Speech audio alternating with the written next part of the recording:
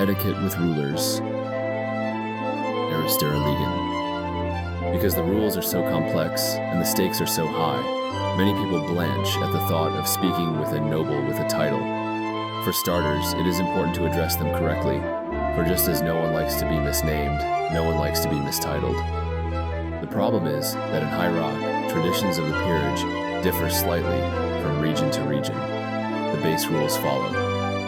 There are 8 kingdoms in High Rock in the following regions: North Point, Daggerfall, Shornhelm, Camlorn, Farron, Evermore, Wayrest, and Johanna. If a woman is ruling one of these areas, she is called the Queen. The husband of a queen and the wife of a king is not necessarily of equal rank. They may not be kings and queens themselves. Their children are princes and princesses. Their grandchildren are also princes and princesses. If a male ruler dies, his wife takes the title Dowager Queen, providing there is not a Dowager Queen already. Like all rules, there are exceptions. One noted exception took place recently in Daggerfall, when King Lysandus died. In most regions, his wife Minisera would not have become Dowager Queen of Daggerfall, because Lysandus' mother, the widow Nilfgaard, still lived. In Daggerfall, however, it is permissible for there to be 2 persons with the same title. Thus, both Nilfgaard and Minisera have the title Dowager Queen.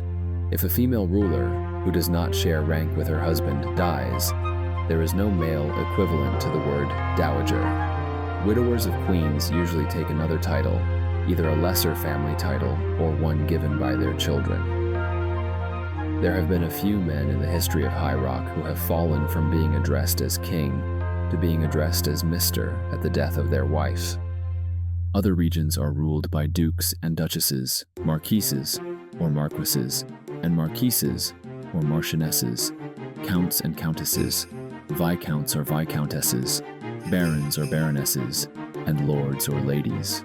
This list is theoretically listed from highest to lowest rank, but the ruler of a territory outranks all other nobles, regardless of title.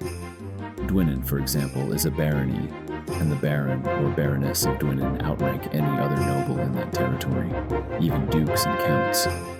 In theory, again, this may not be the case according to local custom.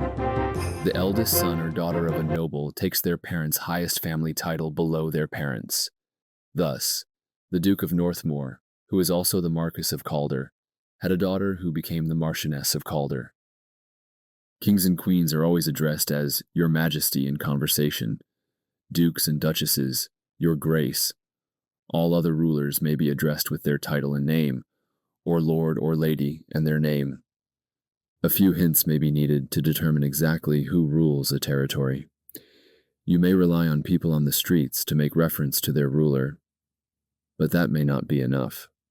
After all, if the gossip involved Lord Beamish and Viscountess Bird, neither or both could be the ruler of the territory.